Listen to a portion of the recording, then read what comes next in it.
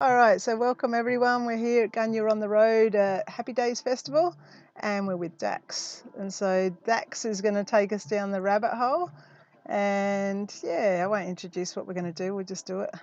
So yeah, Dax, over to you. What would you like to talk about? Hello, folks. It's nice to be with you, and it's nice to enjoy nature out here in the Whitsunday region.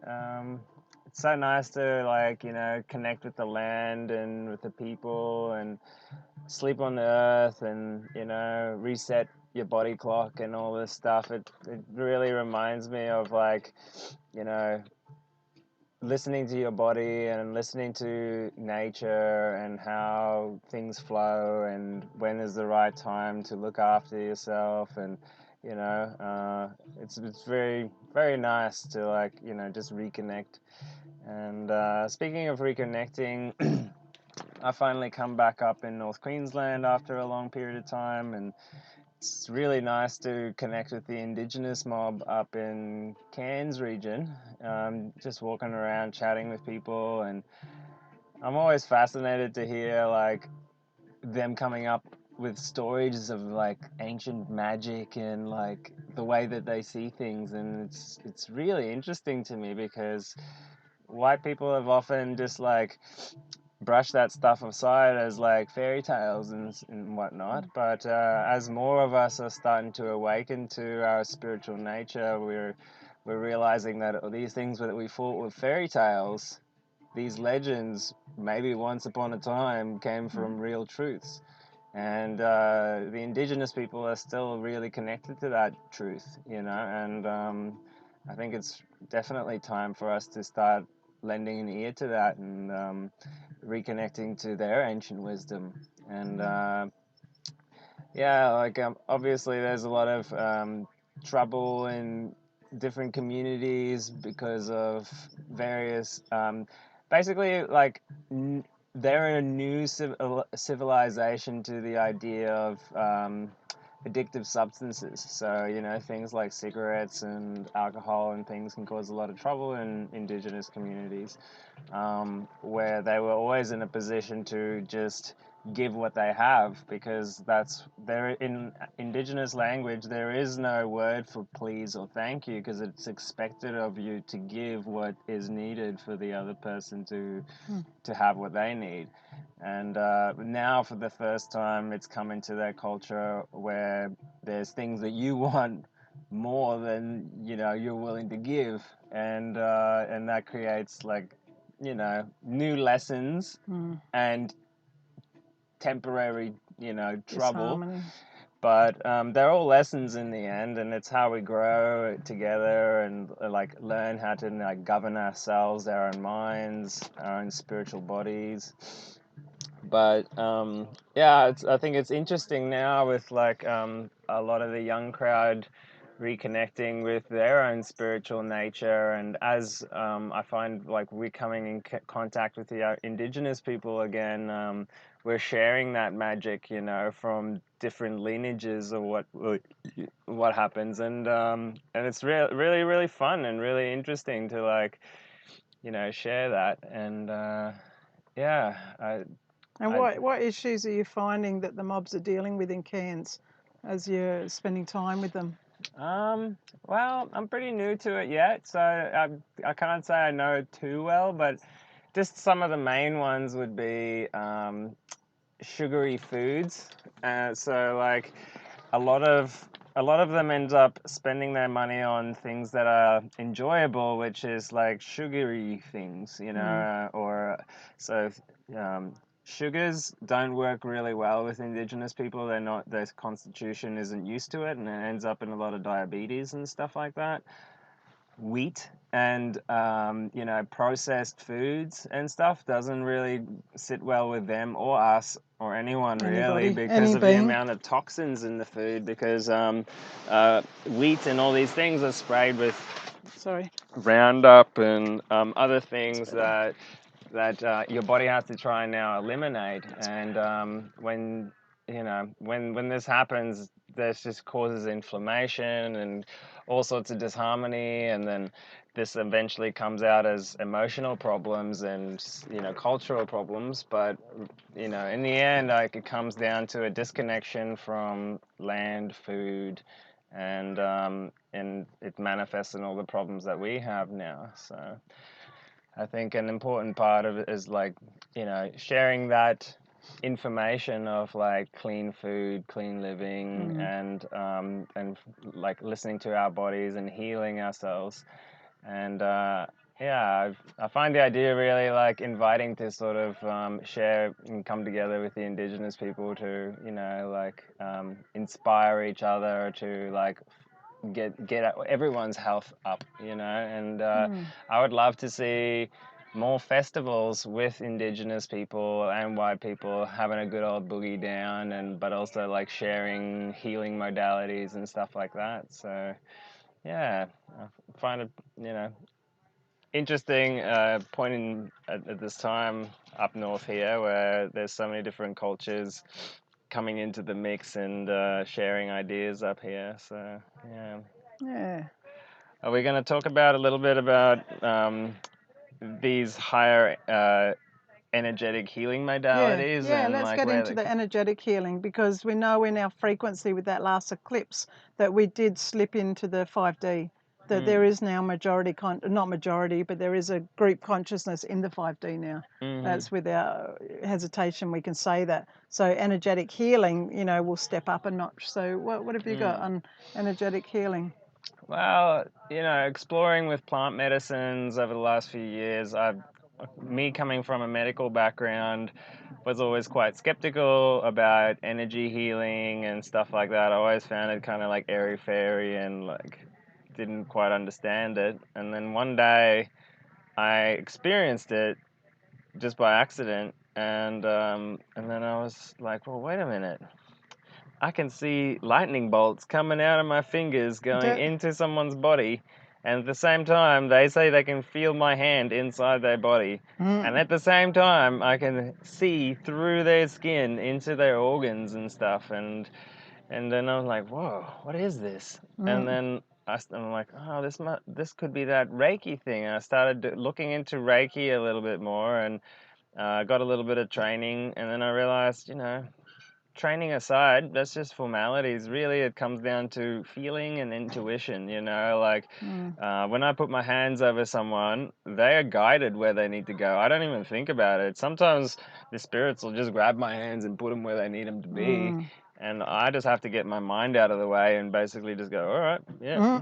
This will be what it'll be. And as you get more sensitive to it, you'll feel this energy like a soft marshmallowy cushion, you know, that you can actually like feel and touch and move and stuff like that. And so I just as an experiment one time I did a little bit of Reiki on this Aboriginal girl, just like walking through town. She's like, hey, who are you? You know, this is my land, like, who are you? And I'm like, oh, you know, I'm Dax, and like, what, let's share a little bit of food. And then I told her about energy healing, and she's like, oh yeah, in my lineage we do that too. And then basically she was undergoing a lot of emotional pain at that time due to some problems with her family, and I put my hands over her, and she reckons all that pain just went away. And she could not believe it. It was the cutest thing. She's like, oh my God, I can't believe a white man's doing this to me. I was like, oh, that's so cute. That's lovely. So anyway, we're gonna like reconnect with her again and try and make like little energy healing nights, you know, and get a few of us together. And that's wicked. It's still going. I've just got to tell Luke, just give me 1 sec what I'm doing. Hey Luke, I'll bring it up later because I'm just doing an interview with Dax. So I'll bring it up later. Just Thank you. In general, though, I would like, where I want to see this going is I would love to see more people coming together and sharing healing modalities in a fun, loving space like a festival, and you know, pooling resources and self-organizing between each other to create more conscious events as we go into the future, and like things that are modular as well, where we can go to like properties stay there for a while, work there for a while, contribute, and then move on to the next one. And, eventually start growing food, start enterprise, and like create systems where we can support our tribe outside the system. So that Beautiful. we can then now start our own system, and Yeah. that's where I would like to see it go. And that's where my energy is going to be for now. We're looking for farms, looking for farmers that want people to come work on their farms for stay, and how we can like build festivals that we don't have to pack up. We just leave them there and just keep it going. Beautiful, beautiful. Nice one. And we've been talking about doing that here next year. And one of the notions that I'd like to be putting into the bowl is that we all bring food and we all together cook, clean, and So contribute. important, And so in coming to the gathering, you're being responsible enough to bring everything that you need and that you are able to contribute. And so that, knowing that we can do it all together. Yes. Because we've talked about it for years, and now's the time to do it. Yep. So we've just got to do it. And there'll be hiccups to start with, as we learn how to do it, and you've got that person not responsible and that person responsible. It's all part of the learning, It's all just I feel like in the collective consciousness of all the festival people, we all have the right tools to make it all happen. We just have to put it all together in the right order. Start doing it. Yeah, and bringing like all the different tribes together, like the Rainbow tribe, the Burning Man tribe, and like all these little festival tribes, and like sharing all those skills, pooling it all together, and making something really solid. Yeah, nice one. And going back to the energy work, what's your interpretation of how that energy is working through your body? Like, what do you think is actually happening there? All right, yeah, for me, I feel like this is my personal experience. Well, first I'll say, in terms of Reiki, what the Reiki people believe is that this guy, I'm gonna butcher his name, so I'm not gonna Dr. try. Michio Kaku, whatever his name. Dr. Usuyo. Yeah. Yes. Yeah. And so he rediscovered Reiki at some point, and basically When he went up the mountain. through his spirit, you are channeling this energy. But what I think is happening is it's actually coming from either from source, your higher self, or from your spirit guides that are working with you. And what I refer to as spirit guides are extra dimensional, higher dimensional beings that could be human, could be extraterrestrial, could be elemental, but basically they're beings that are more highly evolved that are here to help. And I've experienced this without even believing in it. So I can sort of attest to that there are these loving beings out in the universe that do want to help, and a lot of them, they work through consent. If they're ethical beings, they'll work through consent, and they won't do anything for you or with you until you consent to it. So, and how would that look? And so for me, it looked like I was just going through a difficult time, and I was asking for some specific help. And just from the universe, from all the spirits I could think of that would maybe want to help me, but really I was asking my spirit guides to go find me the help I need. And these beings came, and made out of light, and they would, I don't want to say talking to me, but I could feel, I could hear myself replying to them without them talking to me, if that makes sense. So they were talking to me telepathically, and they were basically saying, look, we can help you, but it's going to hurt a whole lot. Do you consent? And I'm like, oh yeah, don't worry about the pain, just do what needs to be done. And then I'm like, well, wait, why did I just say that? It was the most painful night of my life, but it has caused probably 10 years of healing in a night. And it's really helped me so much. And now the same things that was being done to me then is being done to me now, and it's not painful at all. It's just like so you've recalibrated. It's like basically, well, that's a whole nother talk on how sediment and things can get stuck in the brain, and that limits like how nerves get conducted, and like how energy moves in the brain. And so once you get that like calcium and fluoride back out of the brain, then there's not so many rocks jangling around in there. That can be hit up against. Yeah, and basically it's just everything smooth. It flows a bit more smoothly. So, but anyway, for me, it's been a journey of like getting to know my spirit guides and working with them, and just trusting that journey going on. And it's really, really interesting. The more effort you put into it, the more you get back out of it. It's and I would just say to people, we all have the power, we all have the force, the ability to heal ourselves and others, and just to experiment and play with it, and that's how I started, just from knowing absolutely nothing. So if I can do it, anyone can do it. And just going back to the extra dimensional beings, are there any particular ones that you've worked with that you could tell us a little bit about? None of them have actually given me their names, so I can't say yes them for sure. But all I can say is met many aliens, many extra dimensional beings, higher order and lower order, and there's just an ecosystem out there just outside of this reality. There's an ecosystem of energy that's just like any other part of nature, and it's completely populated with all sorts of life. And the most important thing, I think, is to get the idea of a boogeyman out of your head, and just realize, like, you exist because you are supported and loved by the universe, and you're on your own special personal quest. And to just trust that journey, as difficult and as exciting as it is, and just trust that the reason it's happening to you is because you can handle it, and just move through it, and play with those spirits, ask for help, and thank them. That's my advice. Nice. Lovely.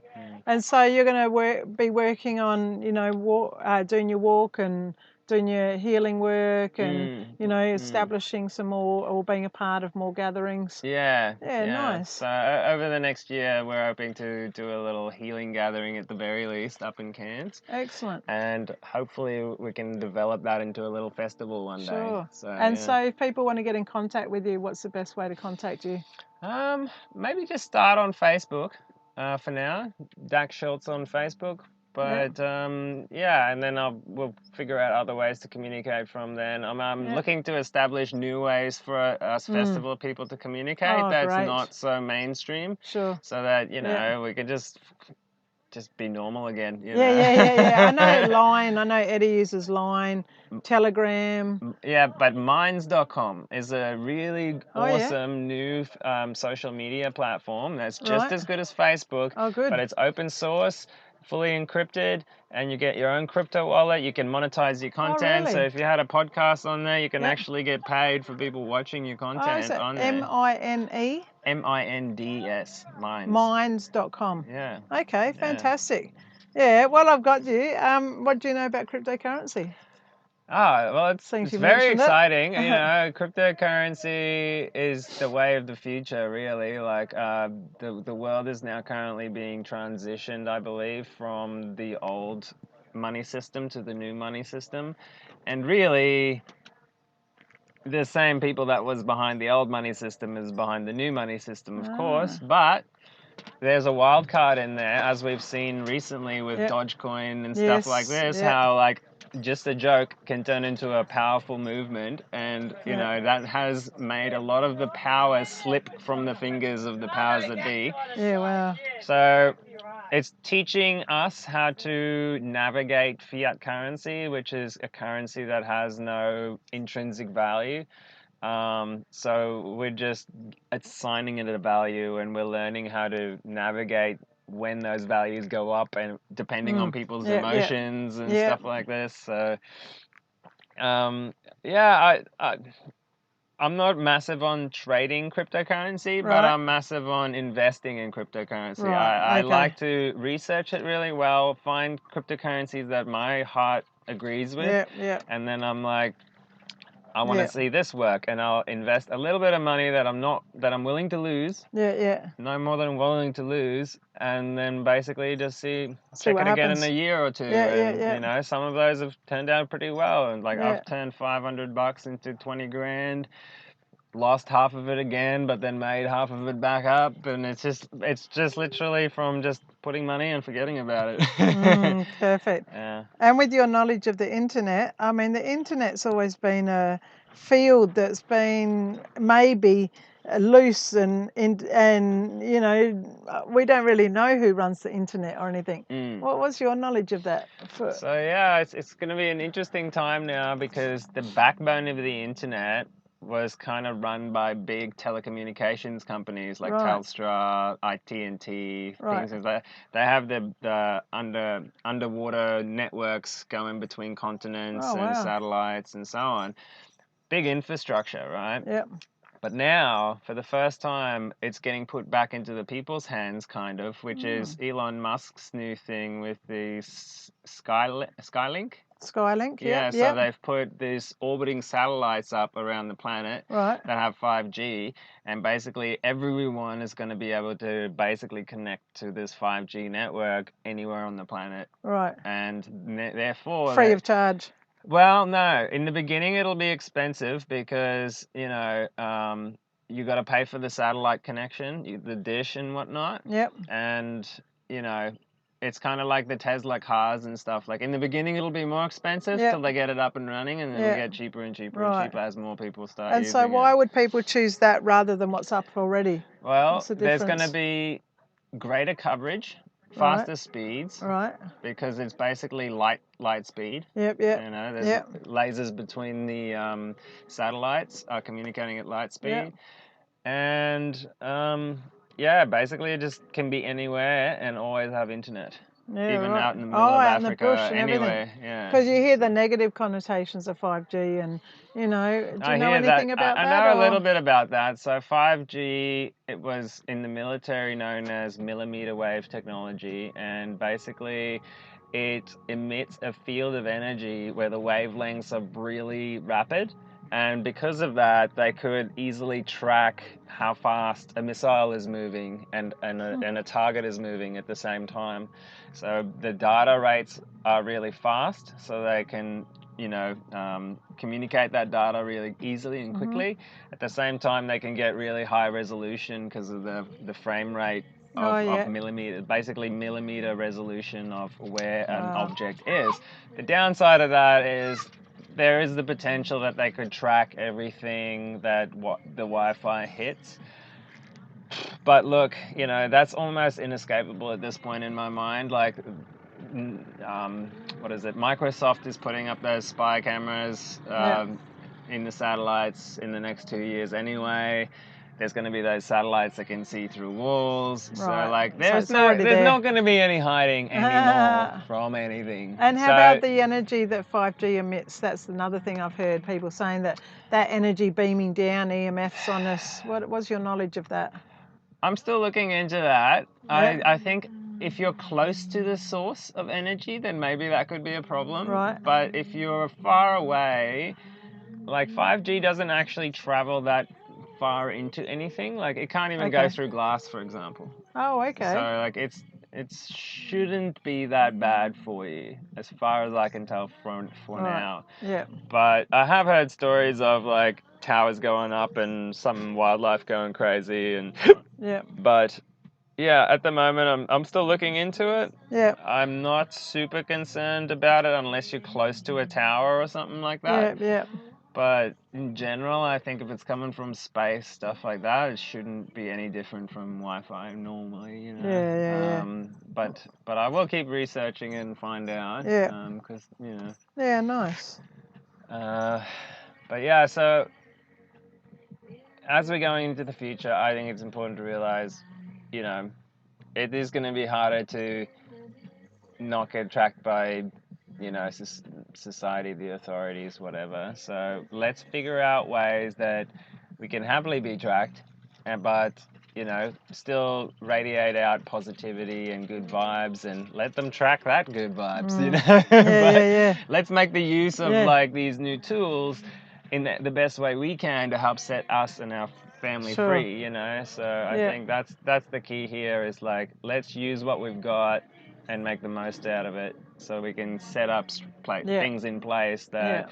can help everyone stay free, not go into lockdowns, Yeah. and stay free, be humans, be connected to the earth, connected to each other, and yeah. Yeah.